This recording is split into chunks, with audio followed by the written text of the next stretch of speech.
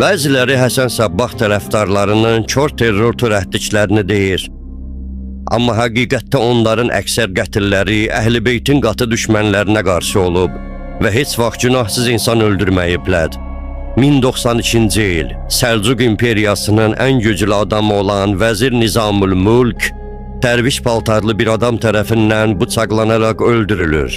Amma bu sadəcə bir sui-qəsd deyildi. Bu qətlin arxasında Əlamut qalasında gizlənən, ölümə hazır fədailəri ilə tanınan Həsən Sabbahın ətrafında yığılmış şiələr dururdu. Onun qurduğu gizli təşkilat olan illər sonra Assasin kimi qərb tarixində mifə çevriləcəkdi.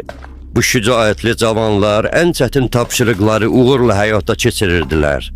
Bəs sual budur, niyə məhz Nizamül Mülk? Çünki o, Əhl-i Beyt məktəbinə qarşı duran, şiə düşməni olan ən güclü siyasətçi idi.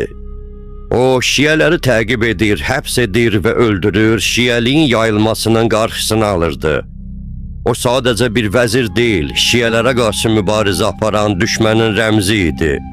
Bu qətl əməliyyatı ilə Həsən Sabbah dünyaya bir mesaj verdi. Biz görünmürük, amma hər yerdəyik. Düşmənlər heç yerdə təhlükəsizlikdə deyirlər.